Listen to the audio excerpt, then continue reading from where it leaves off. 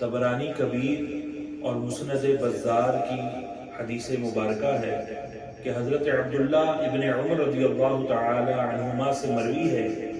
کہ رسول اللہ علیہ السلام کی بارگاہ میں مسجد منا میں ایک انصاری اور ایک ثقفی سوال کرنے کے لیے حاضر ہوئے اور عرض کرنے لگے، یا رسول اللہ صلی اللہ علیہ وسلم، ہم آپ کی بارگاہ میں کچھ پوچھنے کے لیے حاضر ہوئے ہیں۔ نبی کریم علیہ السلام نے ارشاد فرمایا کہ اگر تم چاہو تو میں بتا دوں کہ تم کیا پوچھنے کے لیے حاضر ہوئے ہو۔ سبحان اللہ،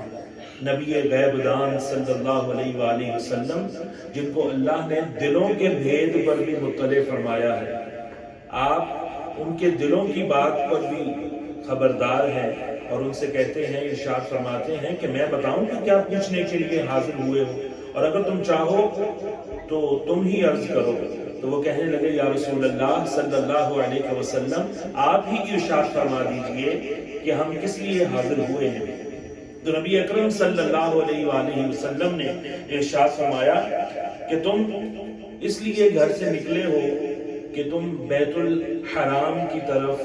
سفر کرنے کا جو ثواب ہے وہ جانو کہ اس طرف سفر کرنے کا کیا ثواب ہے۔ طواف کے بعد 2 رکعتیں پڑھنے کا کیا ثواب ہے، اس کے بارے میں جاننا چاہتے ہو، اور صفا مروہ کے درمیان سعی کرنے کے بارے میں جاننا چاہتے ہو کہ اس میں تمہارے لیے کیا ثواب ہے، اور عرفہ کی شام کو وقوف کرنے کے بارے میں جاننا چاہتے ہو کہ اس میں تمہارے لیے کیا ثواب ہے،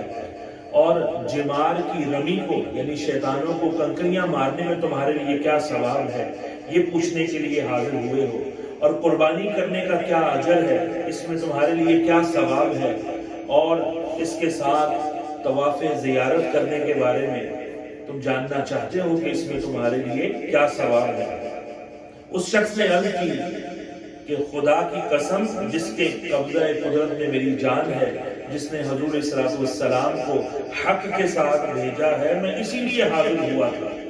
کہ ان باتوں کو حضور صلی اللہ علیہ وسلم سے دریافت کروں۔ ارشاد فرمایا کہ جب تو بیت الحرام کے قصد سے، ارادے سے گھر سے نکلے تو اونٹ کے ہر قدم رکھنے اور ہر قدم اٹھانے پر تیرے لیے حسنہ لکھا جائے گا، یعنی تیری سواری جو قدم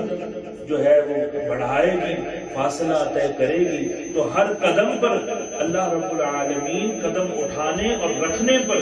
تجھے ایک ایک نیکی عطا فرمائے گا اور تیری خطا مٹا دی جائے گی۔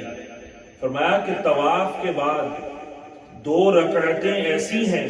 کہ جیسے اولاد اسماعیل میں سے کوئی غلام ہو اور اسے آزاد کر دیا جائے، اس کا ثواب عطا ہوتا ہے۔ فرمایا کہ صفا مروہ کے درمیان سعی ایسے ہے کہ جیسے 70 غلام آزاد کر دیے جائیں، اس کی مثل تمہیں ثواب ملے گا۔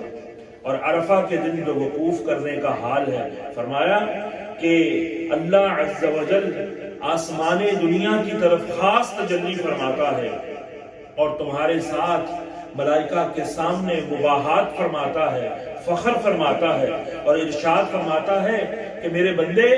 دور دور سے پراگندہ سر کے بال بکھرے ہوئے ہیں اور میری رحمت کے امیدوار ہو کر حاضر ہوئے ہیں، جاؤ تمہاری مغفرت ہو گئی۔ اگر تمہارے گناہ ریت کے ذروں کی گنتی کے برابر بھی ہوں اور بارش کے قطروں کے برابر ہوں اور سمندر کی جھاگ کے برابر بھی ہوں تو میں سب کو بخش دوں گا۔ میرے بندو واپس جاؤ، تمہاری مغفرت ہو گئی، اور اس کی بھی مغفرت ہو گئی جس کی تم شفاعت کرو گے، تم سفارش کرو گے۔ اور جمرات پر یعنی جمرات کو کنکریاں مارنے میں، ان کی رمی کرنے میں، ہر کنکری پر ایک ایسا کبیرہ گناہ مٹا دیا جائے گا جو ہلاک کر دینے والا ہے۔ اور ارشاد فرمایا اور قربانی کرنا تیرے رب کے حضور تیرے لیے ذخیرہ ہے، اور فرمایا کہ سر منڈوانے میں ہر بال کے بدلے میں نیکی لکھی جائے گی اور ایک گناہ مٹا دیا جائے گا، یہ اجر ہے حلق کروانے کا۔ اور فرمایا کہ اس کے بعد خانہ کعبہ کا جو طواف کیا جاتا ہے، طواف افاضہ یا طواف الزیارہ، اس کا حال یہ ہے کہ تو طواف کر رہا ہے اور تیرے لیے کچھ گناہ ہی نہیں، یعنی تیرے نامہ اعمال میں کوئی گناہ ہی نہیں بچے گا، اور ایک فرشتہ آئے گا جو تیرے شانوں یعنی تیرے کندھوں کے درمیان ہاتھ رکھ کر کہے گا کہ آئندہ زمانے میں اب عمل کر، یعنی نیا عمل کر کہ گزشتہ زمانے میں جو کچھ تو نے کیا تھا سب معاف کر دیا گیا۔ سبحان اللہ العظیم۔